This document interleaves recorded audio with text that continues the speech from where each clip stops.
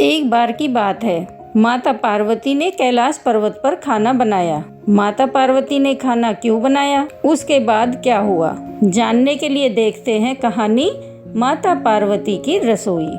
कैलाश पर्वत पर भगवान शिव तपस्या में कई दिनों से लीन थे। उन्हें तपस्या में लीन देखकर माता पार्वती ने सोचा, प्रभु तो तपस्या में लीन है, मैं प्रभु से कई दिनों से बात करना चाहती हूँ, लेकिन प्रभु को मेरा ध्यान ही नहीं है। मैं प्रभु की तपस्या भी भंग नहीं कर सकती, नहीं तो प्रभु को क्रोध आ जाएगा।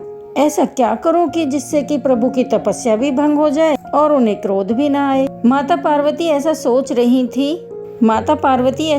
ही रही थी कि तभी उनके पास भगवान गणेश, भगवान कार्तिकेय और कैलाश पर्वत पर उपस्थित सारे गण आए। भगवान शिव के सभी गणों ने माता से कहा, माता, हम आपके पास अपनी सभी प्रार्थना लेकर के आए, हमारी करुण पुकार सुनो माता। हाँ माता, मैं और भ्राता कार्तिकेय भी आपके सामने एक निवेदन लेकर के आए हैं। बोलो पुत्र गणेश, पुत्र कार्तिकेय, क्या बात है, आप सभी गण परेशान क्यों हैं? माता, कई वर्ष गुजर गए, पिताजी अभी तक तपस्या में लीन हैं। हमें पिताजी से बात करनी है, उनके साथ खेलने की बहुत तीव्र इच्छा हो रही है।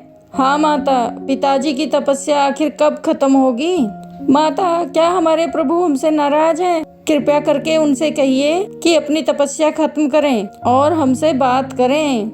मैं भी यही चाहती हूँ कि भगवान भोलेनाथ अपनी तपस्या खत्म करके कैलाश पर्वत पर हम सभी के साथ कुछ समय गुजारें। लेकिन अगर भोलेनाथ की तपस्या अगर किसी ने भी भंग की तो उसे उनके क्रोध का शिकार होना पड़ सकता है, और मैं नहीं चाहती कि उन्हें क्रोध आए। फिर हमें ऐसा क्या करना चाहिए माता कि पिताजी अपनी तपस्या स्वयं भंग कर दें? भगवान गणेश ने जैसे ही अपनी बात खत्म की, तभी वहाँ पर स्वर्गलोक से नारद मुनि पधारे। नारायण नारायण, प्रणाम देवी पार्वती, प्रणाम देव ऋषि, नारायण नारायण। आप सभी लोग एक जगह पर एकत्रित हैं।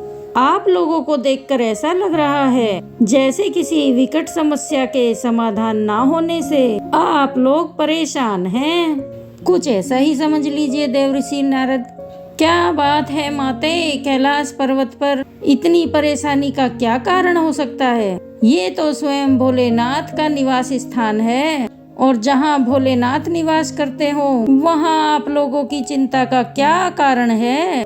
देव ऋषि नारद, भोलेनाथ कैलाश पर्वत पर निवास तो जरूर करते हैं, लेकिन उन्होंने कैलाश पर्वत पर रहने वाले प्राणियों से मुंह मोड़ लिया है। भला भगवान भोलेनाथ ऐसा कैसे कर सकते हैं? देव ऋषि नारद, भगवान भोलेनाथ कई वर्षों से तपस्या में लीन हैं, उन्हें हमारी कोई फिक्र ही नहीं है। मैं, गणेश, कार्तिकेय और सारे गण भगवान भोलेनाथ से बात करने के लिए आतुर हैं, लेकिन समस्या ये है कि उनकी तपस्या आखिर भंग हो तो कैसे हो? माता पार्वती, ये समस्या इतनी विकराल नहीं है जितना कि आप सभी सोच रहे हैं। भगवान भोलेनाथ की तपस्या भंग करना तो आपकी चुटकियों का खेल है। वो कैसे देव ऋषि?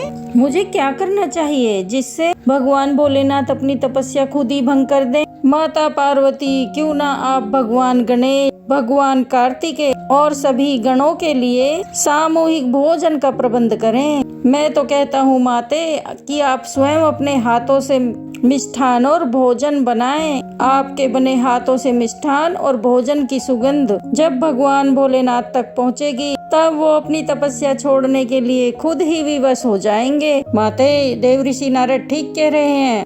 हाँ माते, आपको भोजन बनाना चाहिए, और मेरे लिए मोदक भी। हाँ माते, इस मौके पर हम सभी को आपके हाथों से बने स्वादिष्ट व्यंजन खाने को मिलेंगे, और प्रभु से हमारी मुलाकात भी हो जाएगी। ठीक है, आप सबकी जब यही इच्छा है तो ऐसा ही होगा। शायद देव ऋषि नारद की ये सलाह हमारे काम आ जाए और भगवान भोलेनाथ अपनी तपस्या खुद ही भंग कर दें। माता पार्वती ने सभी को चूल्हा और भोजन बनाने के लिए सामग्री इकट्ठा करने का आदेश दिया, जिसके बाद सभी गण कैलाश पर्वत में एक गुफा के अंदर एक विशालकाय चूल्हे का निर्माण किया और स्त्री गणों ने भोजन बनाने की सामग्री इकट्ठा करी। माता पार्वती, चूल्हा बनकर तैयार हो गया है। माता, भोजन बनाने की सामग्री भी तैयार हो गई।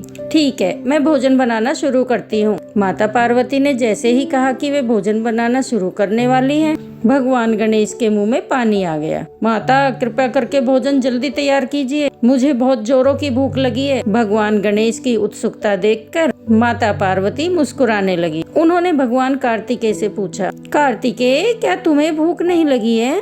तुम्हारे लिए भोजन में क्या बना? माता, भूख तो मुझे भी लगी है, लेकिन मैं थोड़ा इंतजार कर लूंगा। आप भोजन तैयार करके गणेश जी को खाने को दीजिए, और अगर हो सके तो मेरे लिए गुड़ की खीर बना दीजिए। ठीक है कार्तिकेय। भोजन बनाने के लिए माता पार्वती उस गुफा में गईं, जहां सभी गणों ने मिलकर चूल्हे का निर्माण किया था। माता पार्वती ने भगवान भोलेनाथ, भगवान गणेश और भगवान कार्तिकेय की पसंद का भोजन बनाना शुरू किया। भोजन की सुगंध कैलाश पर्वत पर उपस्थित सभी गणों को खींचकर गुफा के बाहर ले आई। सभी गण गुफा के बाहर जमा हो गए और बोलने लगे, इतनी अच्छी सुगंध है। माता पार्वती के हाथों का बना भोजन करके आज कितना आनंद आएगा। सचमुच भोजन की सुगंध जितनी अच्छी है, भोजन भी उतना ही रुचिकर होगा। भगवान गणेश और भगवान कार्तिकेय भी गुफा के बाहर आ गए और भोजन बनकर तैयार होने का इंतजार करने लगे। माता पार्वती जैसे जैसे भोजन बनाती, उसकी सुगंध दूर दूर तक फैलती जाती, यहाँ तक कि भोजन की सुगंध स्वर्ग लोक तक पहुँच गई। तब इंद्रदेव ने नारद मुनि से कहा, देव ऋषि नारद, ये सुगंध कहाँ से आ रही है? ऐसी सुगंध तो स्वर्ग में मौजूद किसी सुगंधी की भी नहीं है। इंद्रदेव, कैलाश पर्वत पर माता पार्वती भोजन बना रही हैं। देव ऋषि नारद, भला माता पार्वती को भोजन बनाने की क्या आवश्यकता पड़ गई? इंद्रदेव, भगवान भोलेनाथ कई वर्षों से तपस्या में लीन हैं। उनकी तपस्या भंग करने के लिए माता पार्वती भोजन बना रही हैं, जिससे कि महादेव की तपस्या भी भंग हो जाए और किसी को उनके क्रोध का शिकार भी न होना पड़े। ऐसी बात है, फिर तो माता पार्वती के हाथों से बने भोजन का आनंद लेने के लिए हम भी कैलाश पर्वत जाएंगे। और स्वर्ग लोक में सभी देवता भोजन पाने के लिए कैलाश पर्वत पर पहुंच गए। वे सभी उसी गुफा के बाहर खड़े होकर इंतजार करने लगे कि कब भोलेनाथ की तपस्या भंग होगी और कब वे भोजन की सुगंध से यहाँ खींचे चले आएंगे, और फिर तभी उसके बाद सभी को माता पार्वती के हाथों से बना भोजन खाने को मिलेगा। गुफा के बाहर बैकुंठ से माता लक्ष्मी और भगवान विष्णु भी आ गए। भगवान ब्रह्मा भी उपस्थित हो गए। नंदी समेत सभी गण तो मौजूद थे ही, पाताल लोक में उपस्थित सभी जीव जंतु भी वहां आ गए।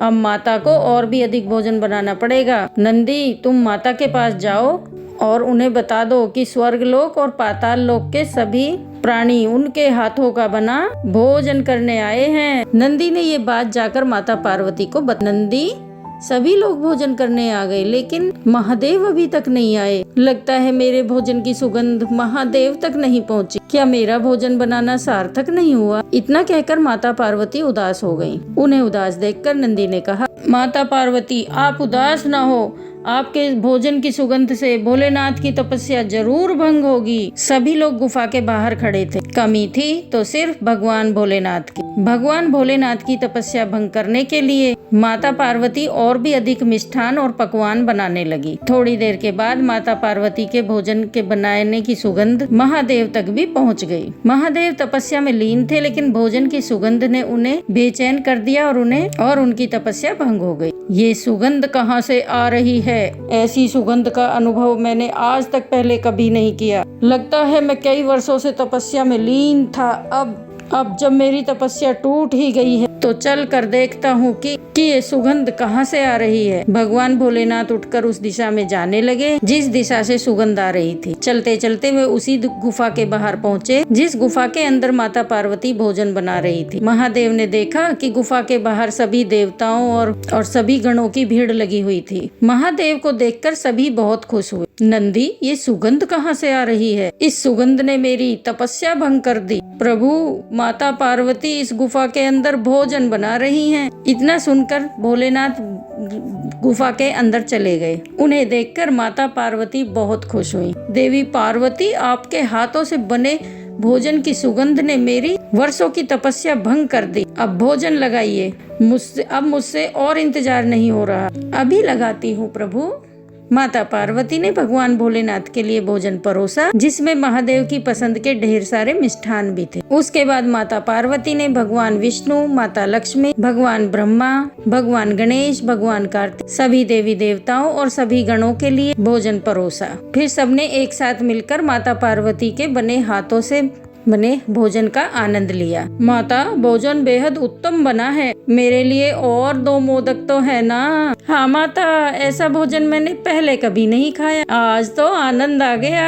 भोजन करने के बाद माता पार्वती ने भगवान भोलेनाथ से ढेर सारी बातें की और उनके साथ समय गुजारा। उन्होंने मन ही मन नारद मुनि का धन्यवाद किया। दोस्तों, अगर कहानी अच्छी लगी है तो अपने दोस्तों को लाइक करना और शेयर करना। कमेंट बॉक्स में हर हर महादेव जरूर लिखना, जय माँ पार्वती की। और चैनल पर नए हैं तो चैनल को सब्सक्राइब कर लेना। धन्यवाद।